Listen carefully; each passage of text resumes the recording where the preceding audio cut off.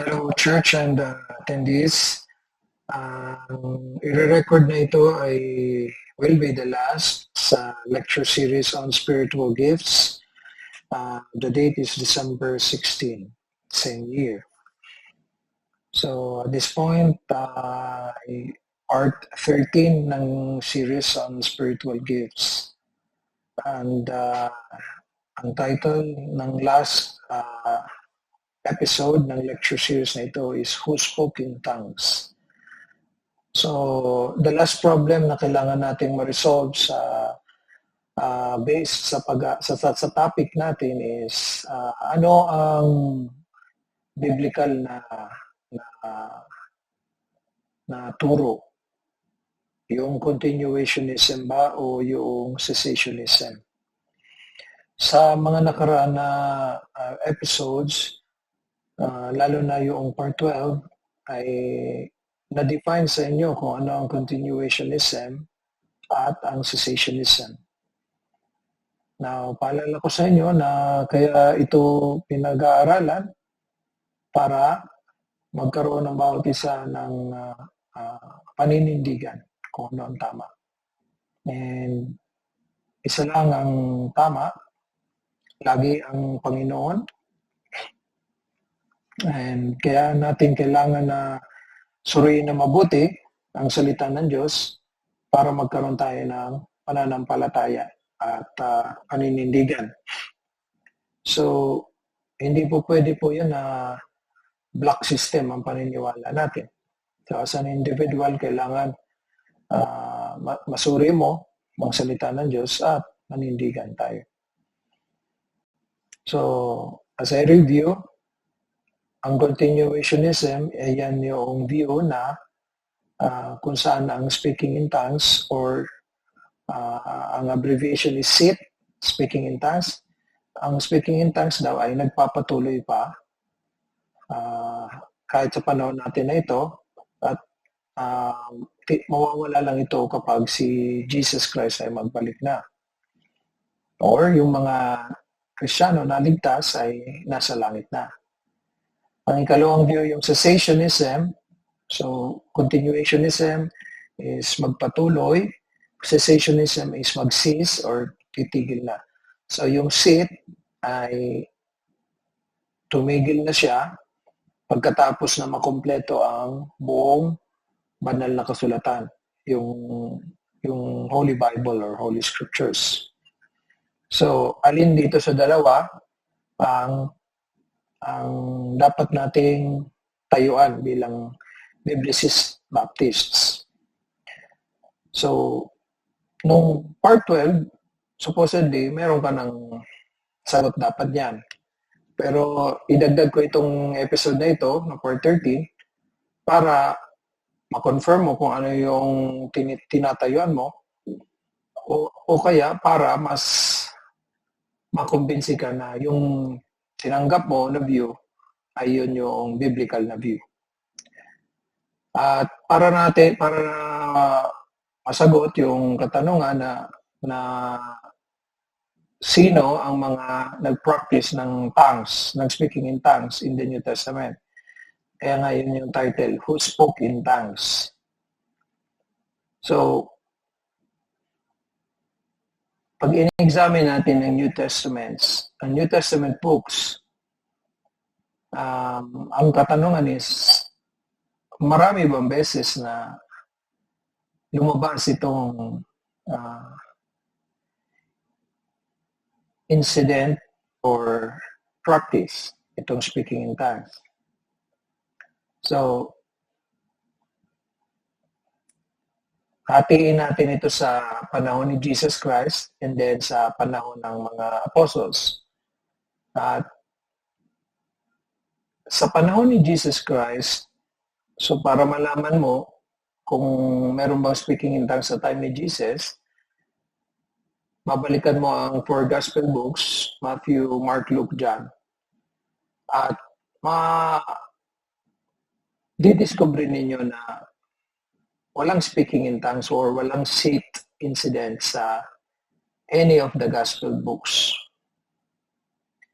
Pero, nagbigay si Jesus Christ ng prophecy or hula tungkol sa pagkakaroon ng ganitong mga pangyayari, itong speaking in tongues nga. Ang reference natin yan ay una, Acts chapter 1 verse 8.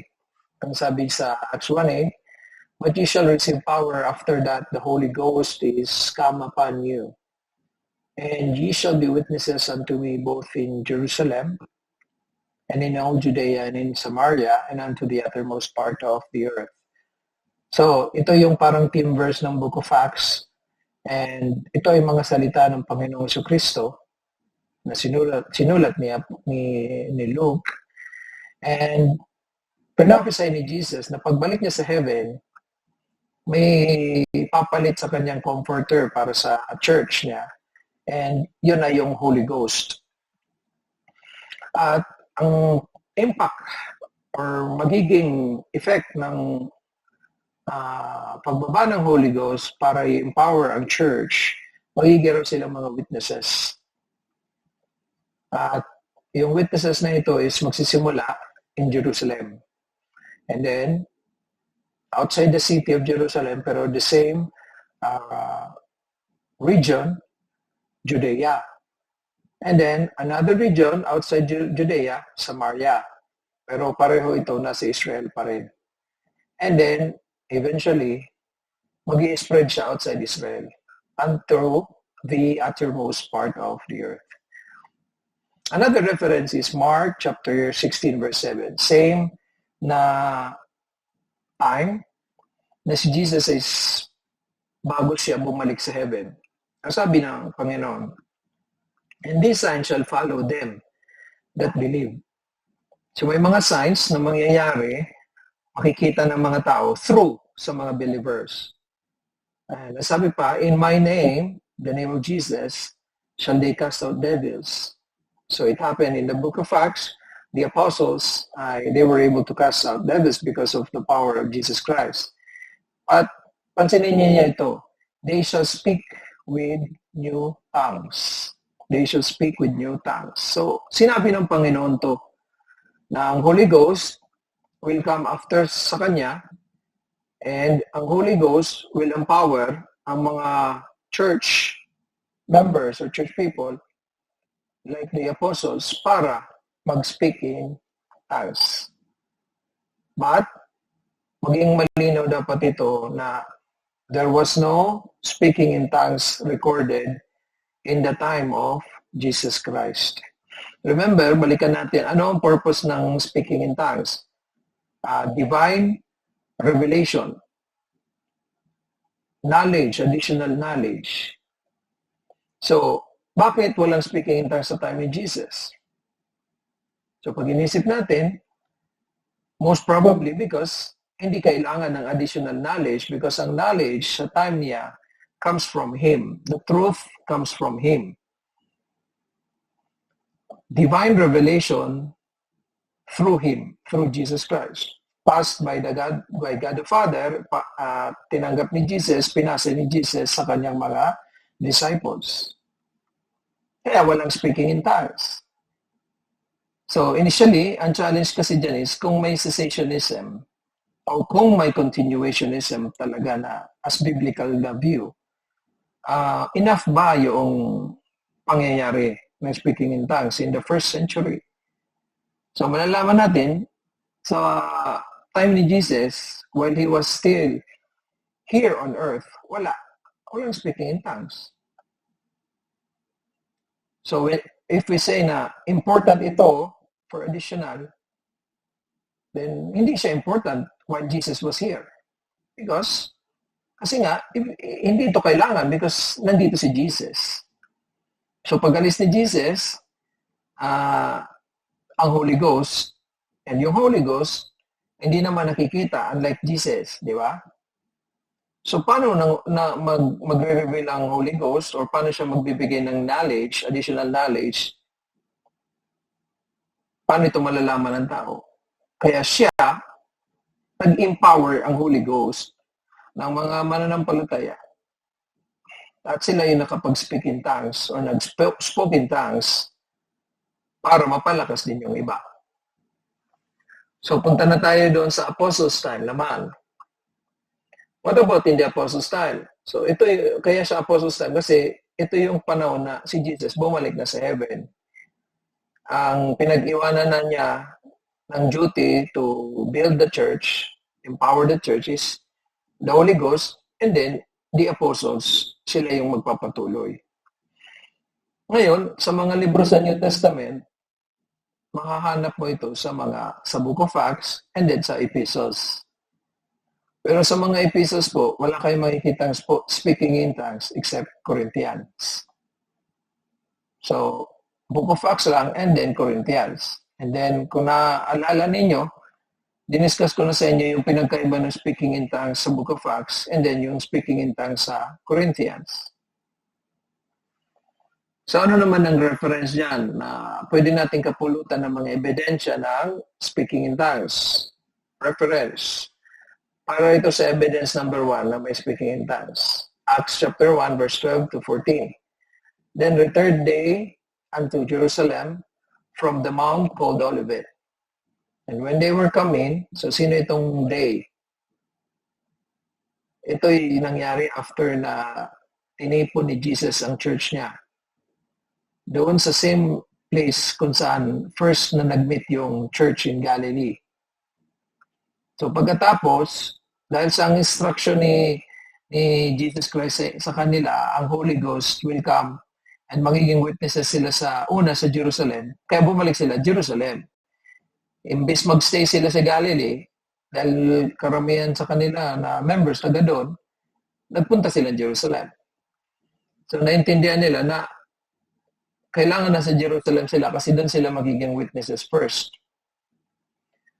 So, nung sila ay bumalik sa Jerusalem, they were come in, pumasok sila, at umakyat sila, they went up into an upper room. So may bahay na may upper room, or like second floor, and doon nanirahan yung mga apostles. Were abode both Peter and James and John and Andrew, Philip, and Thomas, Bartholomew, and Matthew, James the son of Alphaeus, and Simon Zelotes, and Judas the brother of James. So, ang missing na lang dito si Judas Iscariot because nag-suicide at this time. And maliban sa apostles, these all continue with one accord. So, nagtipon sila with unity as a church in prayer and supplication with the women. So may mga kasamang kababaihan. And part of those women ay yung nanay ni Jesus. Mary, the mother of Jesus, at this time, sumunod na ang mga kapatid ni Jesus with his brethren. So nung si Jesus nandito po sa earth, Mary and his siblings ni Jesus ay hindi pa followers. Pero nagsimulang ma-convert ng mga puso nila, most probably when Jesus was crucified and He resurrected from the dead. So naging follower sila. So, itong text na to, itong reference na ito, it shows na kung sino yung mga nakatanggap ng empowerment ng Holy Ghost at eventually nag-speak in tongues. Another reference, Acts 2, verses 1 to 4. And when the day of Pentecost was fully come, they were all with one accord in one place. And suddenly, there came a sound from heaven as of a rushing mighty wind. So dito na po nagsimulang matupad yung Acts 1:8. And it filled all the house where they were sitting. So nangyari yung tinatawag po itong spirit baptism. Habang yung church nagtitipon. And there appeared unto them cloven tongues like as of fire, and it sat upon each of them. So as an individual, yung pagdating ng Holy Ghost, and they were all filled with the Holy Ghost. So bawat isa na church members, bawat isang church member ay napuspos ng banal na Espiritu. At ano ang ginawa ng Holy Ghost doon sa bawat isa. Began to speak with other tongues as the Spirit gave them utterance. So sino doon nagbigay sa kanila ng kakayahan para maka-speak in tongues, our ibang language, speak in other tongues? It was the Holy Spirit. Hindi ito kakayahan na pinag-aralan, pinag-trainingan ng bawat isa. Hindi ito pangyayari na nangyari siya over time. Hindi. Immediate siya, simultaneous siya pagkatapos sila mapuspos ng Holy Ghost. So ito yung pinakaunang incident or evidence na nag-speak in tongues. At so sino ang unang nag-speak in tongues? First ever na nag-speak in tongues. Wala sa gospel book. So wala doon sa, hindi yung Galilee Church, but instead it was the church located in Jerusalem. That is evidence number 1. Sino ang naandun sa church na yon? Apostles, in Acts chapter 1, na replace na nila agad si Judas Iscariot with Matthias sa tulong ng Holy Ghost and then ng church. And then aside from the apostles, ay mga members ng church na mostly galing sa Galilee Church. At ang unang nag-speak in tongues, mga Hudyo, Jews, Jewish Christians or believers who were church members. That is evidence number 1. Let's go to evidence number 2. The reference is Acts chapter 10, verse 24, and then 44 to 46. And on the morrow, after they entered into Caesarea, and Cornelius waited for them and had called together his kinsmen and near friends. So, sino naman ang recipient dito at naging doer ng speaking in tongues? It was Cornelius and kinsmen, relatives, and then close friends. At while Peter yet spake these words, the Holy Ghost fell on all them which heard the word. Saan sila nagtipon? Pinadala ng Panginoon si Peter kay Cornelius. Saan sila nagtipon? Sa bahay. And ito yung time na ligtas si Cornelius at yung lahat ng inimbitahan ni Cornelius doon sa pagtitipon na ito. And day of the circumcision, ibig sabihin the Jews, yung mga Jews na sumama kay Peter, sinamahan si Peter. Ito yung mga church members din.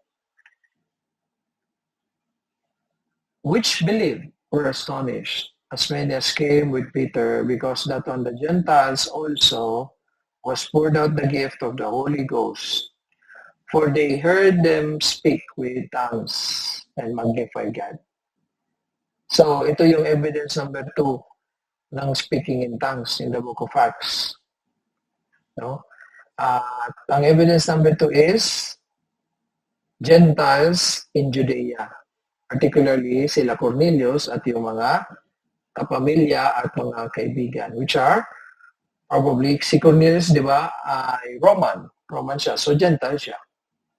So, kino-confirm ng Holy Ghost na hindi lang mga Hudyo ang sinaved ni God, kundi kahit po non-Jews or Gentiles na.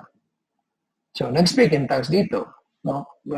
Mabilisan na lang ito kasi hindi ito ang first time na diniscuss ko itong mga evidences ng speaking in tongues. Another, evidence number 3, Acts 19:1 and then 6 to 7, and came to pass that while Apollos was at Corinth, Paul, having passed through the upper coast, came to Ephesus. So, location naman is Ephesus. Ibig sabihin, uttermost part na ito. Uttermost part of the earth. So, kanina, narinig ninyo yung Jerusalem, and then sunod is napunta sa kay Cornelius, which is in Caesarea. And that time, Caesarea is part of Judea. So, yung pattern na sinasabi ni Jesus before siya bumalik sa heaven, they will become witnesses through the Holy Ghost na mag-empower sa kanila, and that they will speak in tongues para nga maging witness. And so, in Judea, in Jerusalem, Judea, and then uttermost part of the earth. So, And finding certain disciples, may nahanap si Apostle Paul na mga disciples doon sa Ephesus the time.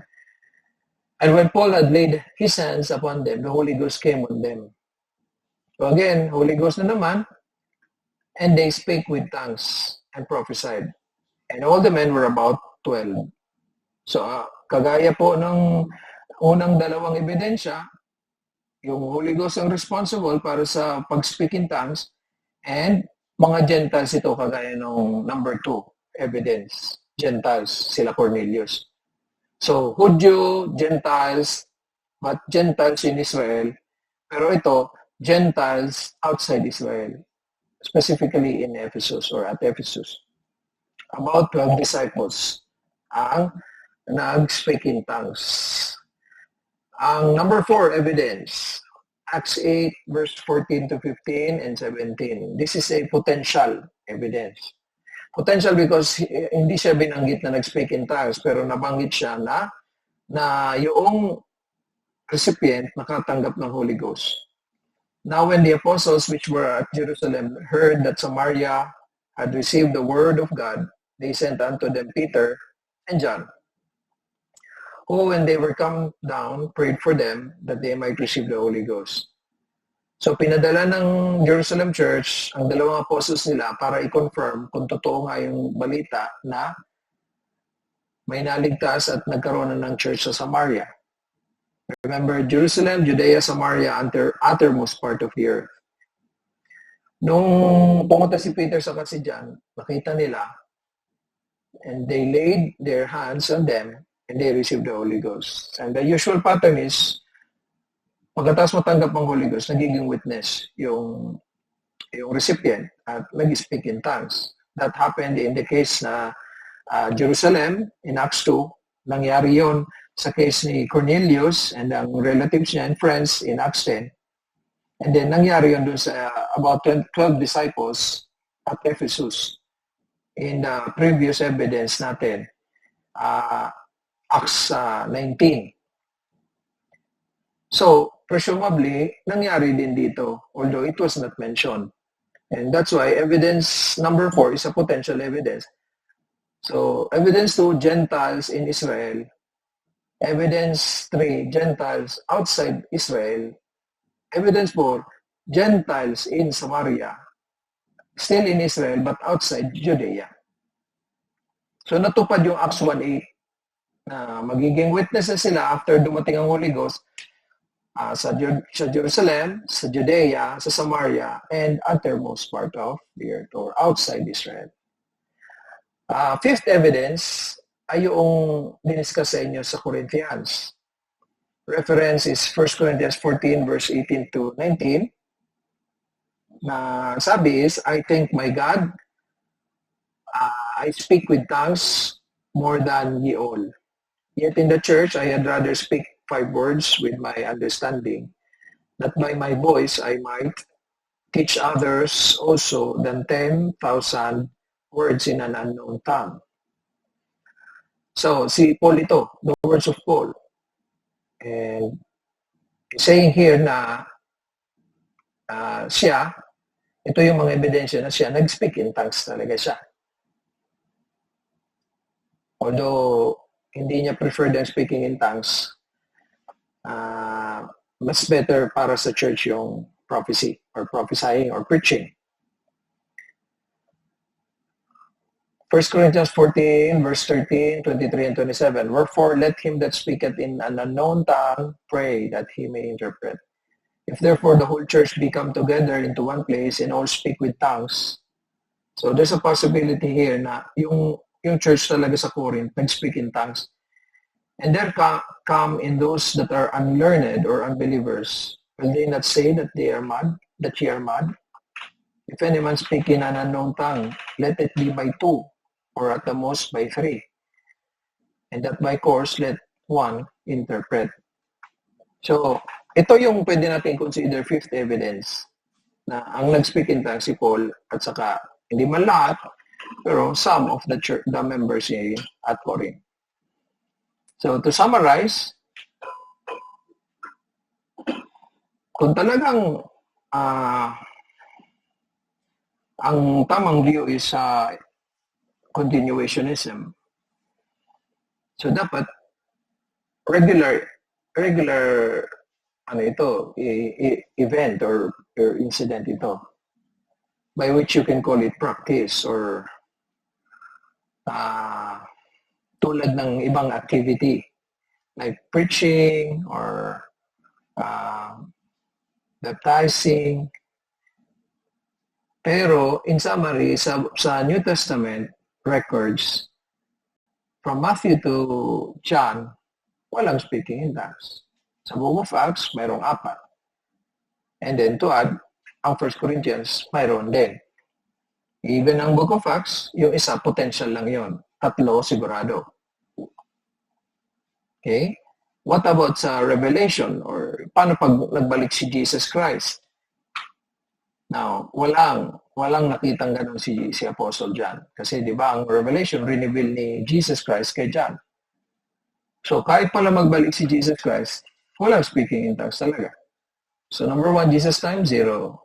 Number 2, post-Jesus or Apostles time, 5. 4 to 5, ibig sabihin, ano? Number 3, return of Jesus, 0. So kaya idagdag natin ito sa discussion na kung talagang ang biblical view is continuationism, then bakit konti lang ang incidents or evidences na na-record or pina-record ng God natin sa New Testament? So, kaya ito yung challenge. So, dito magtatapos itong lecture series na ito. At this point, wala pa akong balita kung ano ang response ninyo doon sa spiritual gifts. Let me iterate na ang purpose kung bakit ang bawat member sa church are encouraged na alamin ang spiritual gift is so that malaman mo mismo kung paano ka gustong gamitin ng Panginoon through church service. Eh makakatulong ito sa leaders, sa pastor, para fairly ma-distribute ang mga ministries. Because ang expectation niya, after you discover, you do it, you practice it, you hone, you develop yung gift na yun. You're supposed to develop it. Doon ka maging magaling kasi doon ka gusto ng Panginoon paglingkuran mo siya. Pero yan ang katanungan. Paano malalaman ng mga namumuno sa church kung hindi ninyo kino-communicate kung ano yung spiritual gift? Kung wala rin naman kayong response sa study na ito, then, anong tawag mo dyan? Hindi ba yan neglect, kapabayaan? Isipin mo yan, tinuruan kayo. Yung tinuro sa inyo salita ng Diyos, pinakita sa inyo mga ebidensya, at hinahamon kayo na magkaroon kayo ng paninindigan, tapos wala lang kayong tugon. Tama bang pag-uugali yan? Hindi ba pag-aabuso yan na porket hindi kayo pinipilit, di tuloy kayo tumutugon? So, yan po ang ebidensya na hindi nyo pinapahalagahan ang salita ng Diyos. Hindi nyo pinapahalagahan ang lingkod ng Diyos na nagtuturo ng salita ng Diyos. At hindi nyo pinapahalagahan ang Diyos. Dahil sa Diyos, mayroong salita siya at mayroon siyang mga lingkod na ginagamit. So, paano mapapalakas ang churches? Ngayong hindi kayo tumutugon kung ano yung hinihingi sa inyo o inaasahan sa inyo. Bakit nilagay ng Panginoon yan sa Bible? Kung hindi natin tutuklasin, para sa ano pa na mayroong ganitong series kung hindi lang naman tayo susunod. So, again, di kaya-aya, history will tell na hindi talaga pwedeng ipilit yan sa inyo. Hindi ako magtataka kung bakit wala pa rin tugon kayo. Maaaring abala kayo sa ibang bagay na mas importante para sa inyo. Pero sinasabi ko sa inyo na salita ito ng Diyos. Kinasihan niya ng Panginoon ang turo na ito. Mahalaga sa Panginoon, dapat sana mahalaga sa iyo. Kung anong mahalaga sa Panginoon, dapat mahalaga sa Kristiyano. So, maikli ang huling mensahe na ito. At alam ko ang Panginoon naman ang nagbibigay ng pagpapala sa mga pagpapagal. Hindi natin pwedeng iasa yan sa mga tao. Pero kung hindi tayo tutugon, then mauuwi sa wala yung pagpapagal na kaya ko ito binuo na series para sana malaman ko kung ano ang mga gifts ninyo. And then, may distribute ang gawain sa mga saved na alam na nila ang gift nila. Kagaya nga ng testimony ko tungkol kay Sister Kirsten Gagnon. Dahil sa alam niya, mas lalo siya naging epektibo. So, hindi po pwede na mamaliitin natin yung aral na ito. Kasi ang tamang paniniwala po, lahat note na tinuturo ng Panginoon sa Bible, lahat importante. Walang leveling, walang tier. So, walang pwede magsabi sa inyo na hindi naman mahalaga na malaman. Ang importante, naglilingkod. Kasi kung ganyan ang pag-iisip mo, di para mo na rin sinabihan ng Panginoon. Hindi mahalaga, Panginoon, na binanggit mo ito dito through the writer, the apostle. Ang importante po, maglilingkod ako. Paano ka maglilingkod? Binigyan ka ng gift, di mo alam. Tinuruan ka, hindi mo inaalam, hindi ka sumusunod. Sa secular nga, hindi ka papasa, hindi ka a-advance sa susunod kung hindi ka sumunod. Sa Panginoon pa, sa ministeryo pa ng Panginoon. So, bago ako magtapos, iwan ko ito na last na slide. And sa patuloy kong pagsikap na improve ang mga materials ko, lecture series. So, dalangin ko na bigyan niya pa ako patuloy ng karunungan ng Panginoon. And I would do my best na every lecture episode meron ng assignment. So for your first assignment, kung kailan last episode ng series na ito, so sa unang assignment ninyo, ibig sabihin sa Sunday na mapanood ninyo ito, the next Sunday, gusto ko po na isubmit ninyo ito. At yung pag-submit, hindi po i-email niyo sa akin, but rather, gagawin ninyo ito doon sa testimony time. So that ang testimony time and or blessing time ay ma-improve din. Dahil hindi kaya-aya ang ibang mga naririnig natin sa testimony and blessing time. Okay? Nangyayari na lang na parang tradisyon. May mga tumatayo na hindi na dapat na tumayo na lang para magsalita.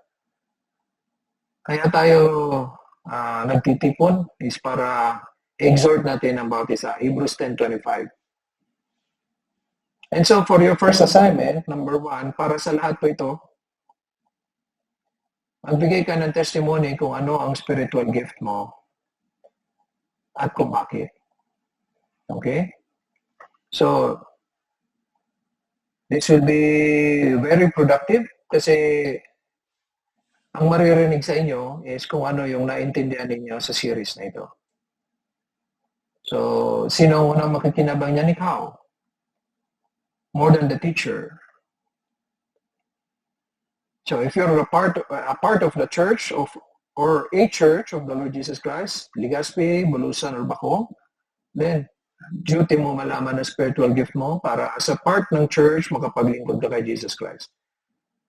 So kahit hindi nakikinig ang Bulusan, duty ninyo yan Bulusan or pagsabihan ninyo ang Bulusan. Kasi pwede mo naman ito mapanood sa YouTube channel ng Legazpi Church. So, magbibigay ka ng testimony para sa lahat ito. Pwedeng hindi matapos on a Sunday after this. So, di hatiin na lang, 2 Sundays. Okay? But I want to hear kung ano ang spiritual gift mo as a believer. And it doesn't mean na magbibigay ka na ng testimony mo, is yun na yun. Okay? So, pero gusto ko malaman, dahil hindi kayo cooperative, hindi kayo nagpa-participate, hindi, I will give it through an assignment. So, di ba tama lang? Nagturo ako, magbibigay ako ng assignment or exam. Kahit hindi mo sundin ito, mali ka pa rin. Why? Because, anong gusto ng Panginoon? Malaman mo yung spiritual gift mo, hindi. Siyempre, malaman. In particular, para naman kay Brother Randy and kay Sister Grace, so, kayong dalawa naman, ay naatasan na, so, para sa iyo, Brother, and then Sister Grace, sana magbigay kayo ng testimony, pagbulay-bulayan niyo po itong tanong. Anong kahalagahan na bawat isa sa atin sa church alam yung spiritual gift?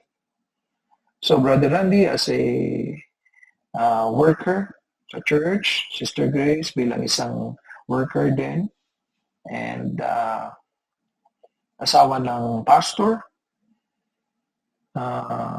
palagay ba ninyo, dapat ba na sa church natin alam natin ang spiritual gifts? Kung ang sagot ninyo, yes, bakit? So, pakitalakay ninyo po. So, siguro at this point, na ang lalaki na ng mga mata ninyo mula sa antok, nawala. Surprise yung last slide. And then, para naman kay Brother Ariel, and then kay Sister Heaven, ito naman ang tanong para sa inyong dalawa. Again, lahat ito para po sa testimony time, Huwag mag-alala yung mga hindi nabanggit dito sa mga susunod po. Huwag mag-alala yung mga kabataan. Makinig kayo na mabuti na. Kasi baka matanong na po kayo. Kahit po bisita kayo, hindi pa kayo part ng church. Paano nyo mati-check kung natututo kayo? Okay? So, kahit po ginawa kong public, wala naman sa inyong nanonood ng channel. So, kaya naka-private na yan. Para masubukan kung sino interesado. Okay, para sa iyo, Ariel, and then Heaven, ang tanong naman sa inyo, ano yung tinatayuan ninyo? Na paniniwala at paninindigan tungkol sa speaking in tongues. At ito ba ay continuationism o kaya cessationism? And then, why? Okay, ganon din po. So, hindi ito contest, But ito yung mga magagandang testimonies na pwede nating marinig at makapagpalakas. Okay? So,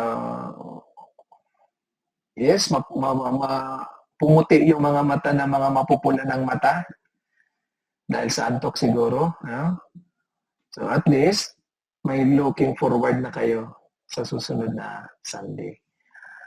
Pinapasalamatan ko ang Panginoon sa tulong niya at sa kadakilaan niya at karunungan niya na mabuo itong lecture series on spiritual gifts. So, Lord willing, magkakaroon ng bagong series. And again, ulitin ko na ginagawa ito dahil sa maliban kay Brother Josh and kay Brother Leo, walang ibang mayroong conviction para mag-aral at magturo ng Word of God. And ikalawa is kailangan ito para kahit yung mga nagtuturo dyan sa inyo, makarinig pa rin sila ng aral na biblical. And kung lahat ay tumutugon, lahat as a church, mapapalakas. At kung malakas ang katawan ni Yesu Cristo, napiplis ang Panginoon. So, through this, Brother Ariel, dahil ikaw ang nag-oversee ng afternoon intermission bago ng preaching, so, kontrolin mo na lang ang time, brother.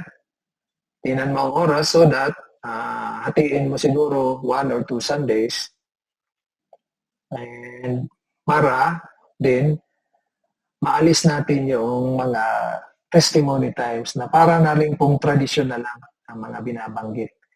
For example, yung nagturo in the morning, ang testimony time po ng iba dyan sa inyo is kung nasaway daw siya sa tinuro ng morning. Pag uwi, limot na naman. Wala naman pinapractice. So, paano naman naging blessing yon? Yan ang tanong. So, paulit-ulit na lang yon. And then, para maalis na rin natin yung mga talagang mga binabanggit na wala na rin, sabi nga sa Bicol, wala naman sa hulog. Okay? So, kung kailangan ng tulong, magtanong. Hindi naintindihan, humingi ng tulong, tanggihan ang sarili, huwag mayabang. So that, by the time na magbibigay ng testimony, hindi po mali ang sasagutin. So, yung unang assignment para sa lahat, number 2, para kay Brother Andy and Grace, number 3, para kay Ariel, and then kay Heaven. So, yung susunod na series, expect na po niya may assignment po yan. And hindi man po ito random pero baka itong mga pangalan na ito, baka lumabas ulit ito sa susunod na bola. Purihin ang Panginoon and kumusta po sa bawat isa.